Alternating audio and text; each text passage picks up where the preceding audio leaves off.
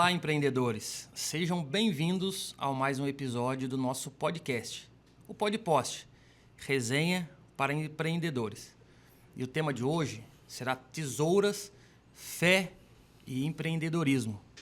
O nosso convidado de hoje é o gênio da tesoura, há mais de 30 anos cortando o cabelo do nosso povo. Heraldo, seja bem-vindo, muito obrigado por ter aceitado o nosso convite e estar aqui com a gente hoje. Primeiramente, bom dia, né? O pessoal que está aqui, bom dia para vocês que vão estar aí assistindo a gente. É um imenso prazer estar aqui juntamente com vocês, né? Nesse programa, nesse podcast, né? Podpost, né? Que é muito legal.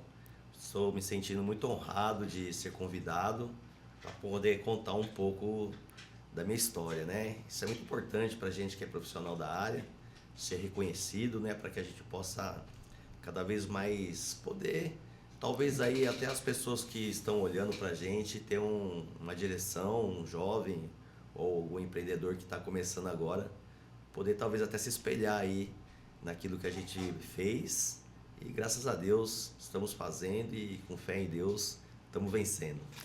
Heraldo, e como que começou a sua paixão para a profissão? Como é que foi? Conta um pouquinho para a gente quando começou, onde começou, foi aqui mesmo?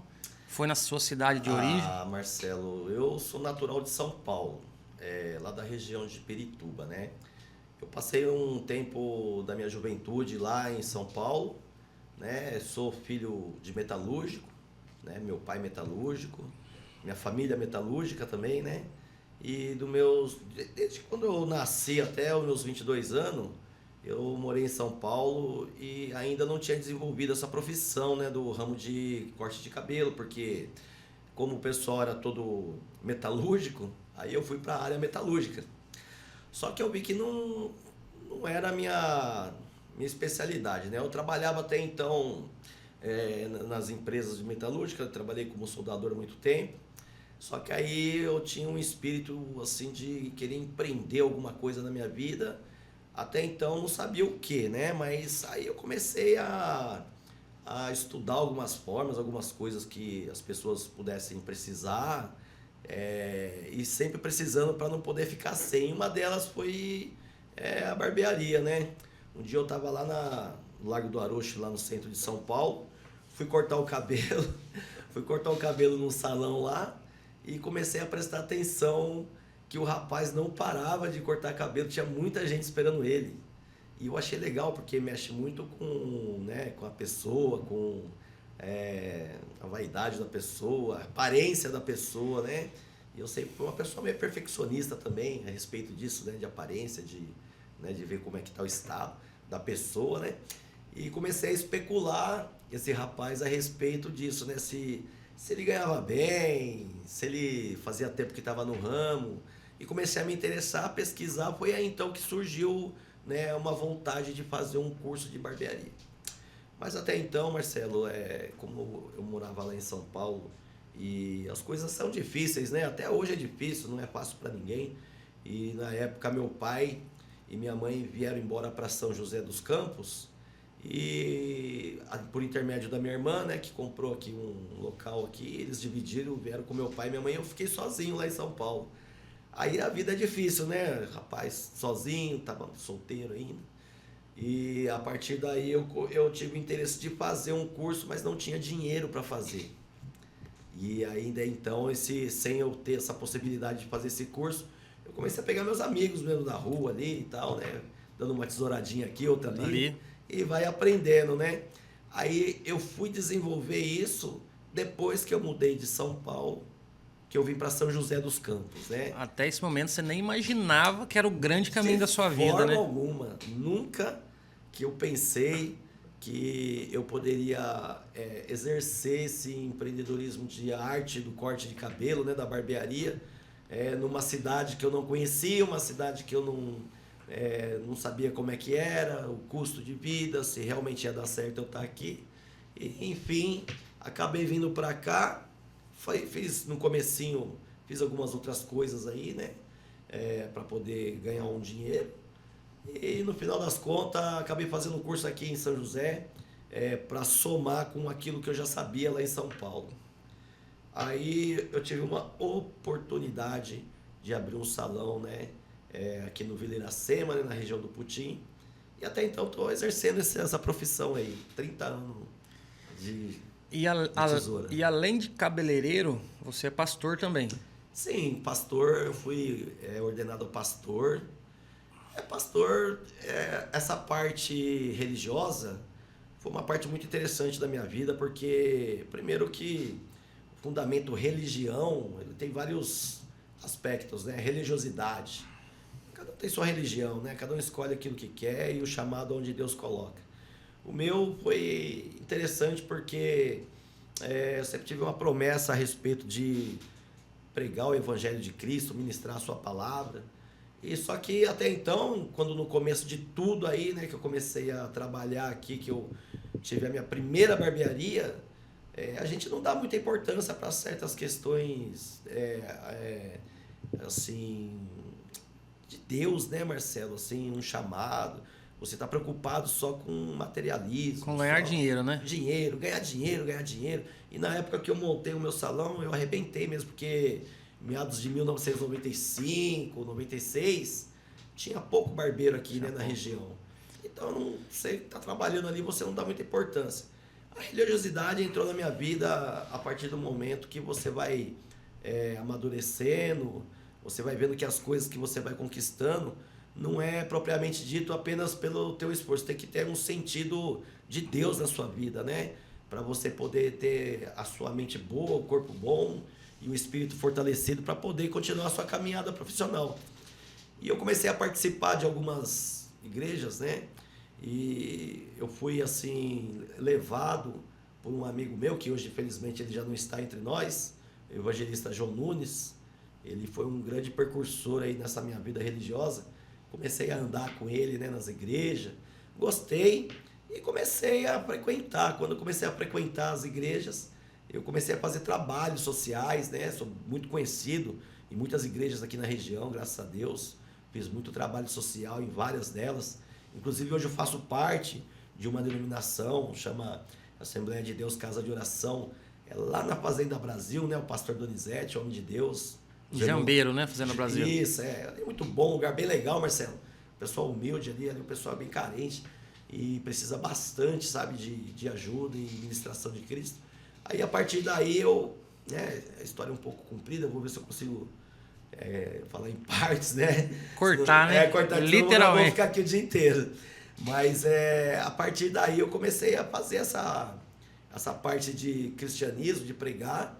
E comecei a gostar, as pessoas foram vendo que eu tinha um chamado, aí aquele degrau, né, que toda igreja tem, você começa lá como obreiro. Vai crescendo natural, né? Vai crescendo naturalmente. E a partir daí eu vi que o meu chamado era pastoral, aí eu fui ordenado a pastor, curso de teologia, né, estou fazendo agora a faculdade de história, para poder somar tudo, para poder fazer o melhor para Deus, né.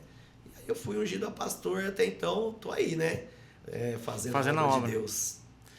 E voltando aqui para a parte da barbearia, o mercado ele mudou muito nesses 30 anos, né? Bastante.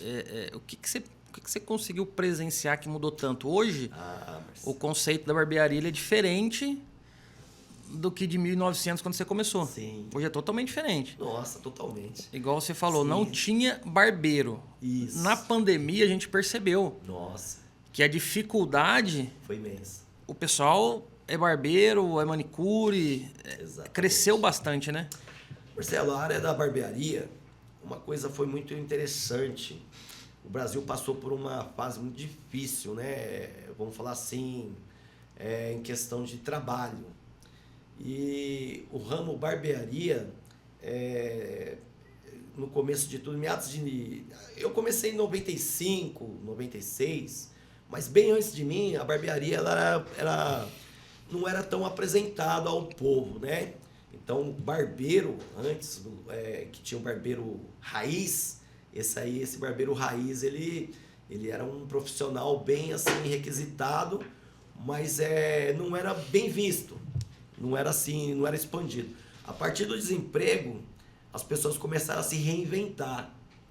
E dentro das reinvenções dela, a barbearia ela veio como um foco que não tem muito gasto. Para você começar, né? Você começar. Você precisa do quê? Uma cadeira, um espelho, uma tesoura e um pente. E o resto é talento seu. Então, quando o desemprego no Brasil, ele veio que todo mundo tava, nossa, e agora o que eu vou fazer e tal, não sei o quê. Isso antes da pandemia. Antes da pandemia. Aí as pessoas começaram a se identificar com essa profissão, barbeiro, cabeleireiro. E os Estados Unidos também, na época, eles começaram a lançar muitos barbeiros jovens e começaram a colocar práticas, vamos dizer assim, moda na barbearia para poder fascinar as pessoas de um estilo diferente da barbearia raiz tradicional. Entendi. Aí veio, né, vários tipos de corte e esses cortes começaram a fazer parte da barbearia. Fade, wind fade, mic fade. No começo de tudo, aí um pouco mais para frente, aí a barbearia tradicional eram os cortes sociais que você fazia, né, maquininha do lado. Não tinha muito corte, né? Não tinha muito corte, era o, vamos dizer assim... Feijão com arroz. O feijão com arroz e também o tradicional, é o social e o militar. Então era um pouco mais fácil.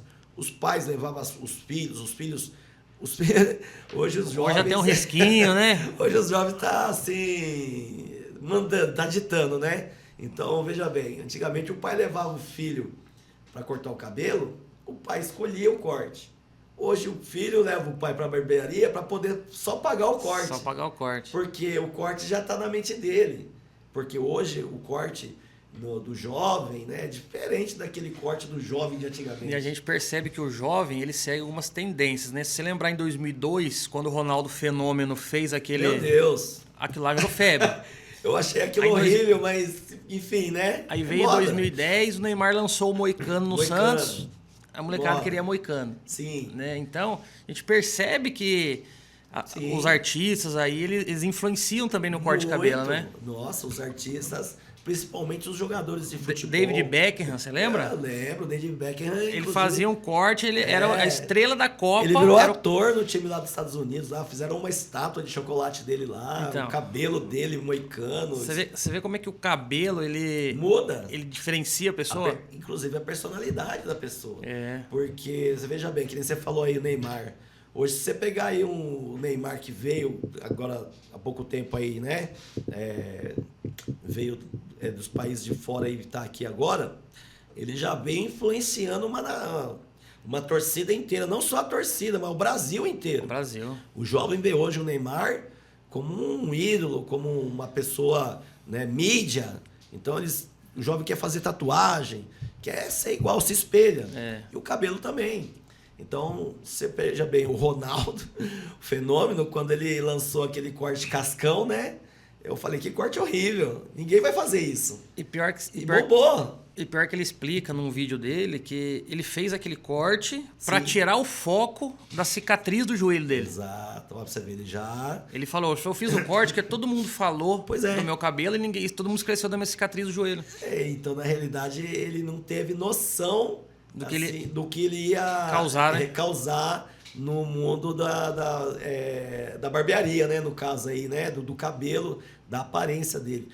O Neymar, quando ele foi lançado no Santos, ele já veio logo com aquele corte moicano. Eu falei, esse corte aí acho que não vai pegar não, né? Nossa, mas... Pegou e foi um sucesso. Então, hoje, o barbeiro ele tem que estar sempre se atualizando com o mundo artístico e o atleta. Se você vê os times de futebol hoje, você vai ver que a maioria dos jogadores, dos atletas, o corte deles é correlacionado... É na régua, né? Na régua. Então é feio, é aqueles cortes surfistão. Esses cortes que a molecada gosta, é tudo inspirado no jogador de futebol. É difícil um artista, um ator, porque o Brasil é o Brasil do futebol. Futebol carnaval, né? Então, se você pegar essa molecada de hoje em dia aí, você vai ver que os meninos, eles são inspirados nos atletas, né? Nos jogadores de futebol. E o jogador de futebol dita a regra para a barbearia. Dita a regra.